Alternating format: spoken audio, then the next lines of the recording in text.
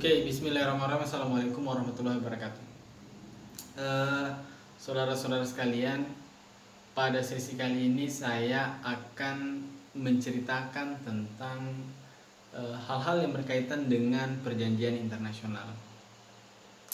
Kenapa kemudian menarik untuk menceritakan perjanjian internasional?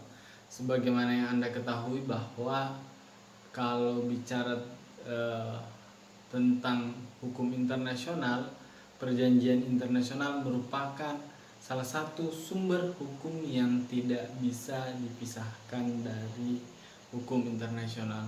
Sebagaimana yang Anda ketahui bahwa di dalam hukum internasional itu paling tidak ada 4 sumber hukum internasional.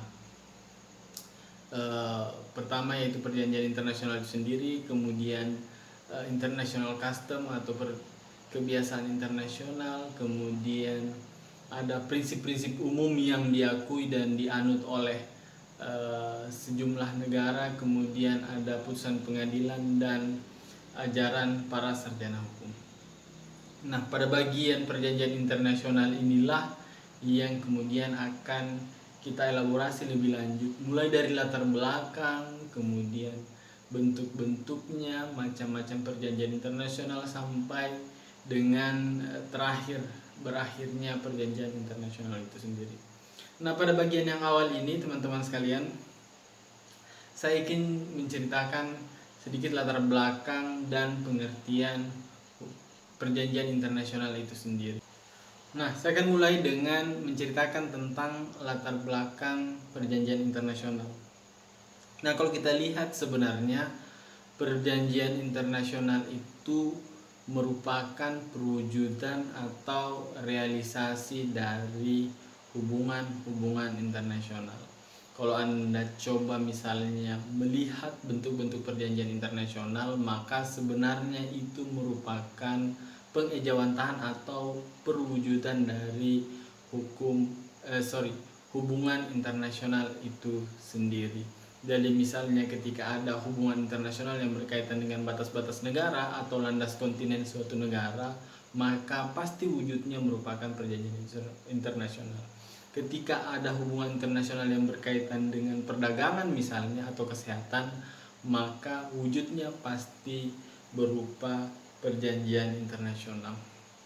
Oleh karena itu, dewasa ini sebenarnya teman-teman sekalian, perjanjian internasional itu ditentukan dengan pasang surutnya hubungan suatu negara. Jadi Indonesia misalnya mutlak tidak memiliki perjanjian internasional bilateral dengan Israel karena tidak ada hubungan internasional antara Indonesia dengan Israel. Yang kedua, latar belakangnya bahwa perkembangan ilmu pengetahuan dan teknologi menuntut sebenarnya negara-negara untuk merumuskan kaidah-kaidah hukum internasional yang tentu dalam bentuk perjanjian internasional itu sendiri.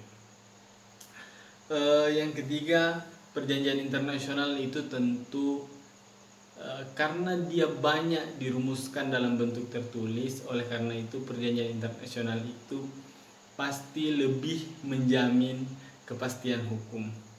Karena dia lebih menjamin kepastian hukum, oleh karena itu teman-teman sekalian, perjanjian internasional itu pasti dia meminimalisir perselisihan antara negara-negara dalam menjalin hubungan internasional itu sendiri. Nah, yang terakhir tentu sebagai sumber hukum internasional itu sendiri. Jadi kira-kira itu adalah 3 dari latar belakang perjanjian internasional. Jadi pertama, dia pasti dia realisasi atau perwujudan dari hubungan internasional.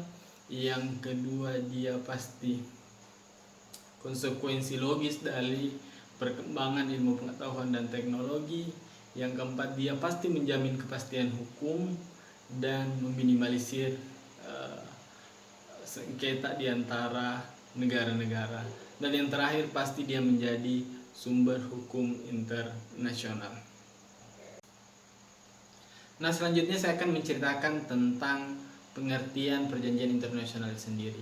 Jadi kalau Anda baca misalnya di beberapa literatur, ada banyak sekali pakar yang memberikan definisi atau pengertian tentang perjanjian internasional. Misalnya ada Wayan Patriana di bukunya Hukum Perjanjian Internasional, dan pakar-pakar yang lain. Mereka masing-masing memberikan definisi tentang apa yang dimaksud dengan perjanjian internasional itu sendiri. Pun kalau kita baca misalnya di Konvensi Wina, itu juga diberikan definisi tentang apa itu yang dimaksud sebagai perjanjian internasional. Bahkan di dalam Undang-Undang Nomor 24 Tahun 2000 tentang perjanjian internasional itu juga disebutkan definisi tentang perjanjian internasional itu sendiri. Nah, saya kemudian tertarik untuk sedikit menceritakan pengertian perjanjian internasional berdasarkan Undang-Undang Nomor 4 Tahun 2000, Undang-Undang Nomor 24 Tahun 2000 tentang perjanjian internasional. Di sana dikatakan bahwa setiap perjanjian di bidang hukum publik yang kemudian diatur oleh hukum internasional dan dibuat oleh negara-negara atau organisasi internasional. Jadi dari definisi ini kita bisa melihat bahwa yang namanya perjanjian internasional itu rezim hukum yang mengaturnya pasti rezim hukum publik, bukan hukum privat. Yang kedua, dia pasti dibuat oleh negara atau diprakarsai oleh negara atau organisasi internasional. Nah, itu kira-kira definisi dari perjanjian internasional itu sendiri. Oke, selanjutnya yang penting untuk Anda pahami yang berkaitan dengan pengantar tentang perjanjian internasional, yaitu unsur-unsur dalam perjanjian internasional itu sendiri. Paling tidak misalnya kalau kita mengutip di bukunya Iwayan Partiana, di sana dikatakan ada 5 unsur dari perjanjian internasional itu sendiri. Yang pertama yaitu kata sepakat. Nah, kata sepakat ini merupakan unsur yang esensial dalam setiap perjanjian internasional. Bahkan dia juga menjadi unsur yang esensial dalam setiap perjanjian-perjanjian perdata yang umum Anda ketahui. Jadi kalau tidak ada kata sepakat, maka perjanjian internasional itu pasti mustahil untuk direalisasikan.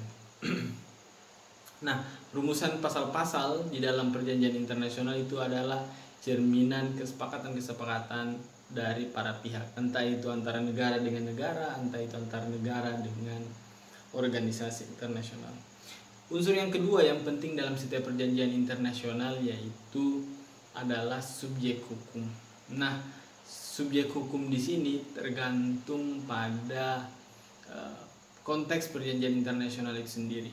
Kalau perjanjian internasional itu subjek hukumnya sifatnya terbuka, maka perjanjian internasional itu mengikat baik kepada yang terlibat merundingkan perjanjian internasional itu ataupun yang tidak terlibat merundingkan perjanjian internasional itu tersebut.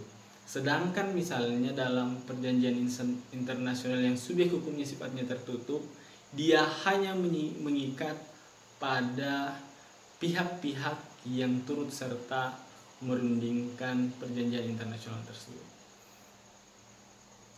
Unsur perjanjian internasional yang selanjutnya yang penting untuk Anda pahami teman-teman sekalian adalah berbentuk tertulis. Nah, jamak diketahui bahwa perjanjian internasional itu umumnya dirumuskan dalam bentuk tertulis dan umumnya dirumuskan dalam bahasa Inggris atau bahasa yang disepakati oleh para pihak.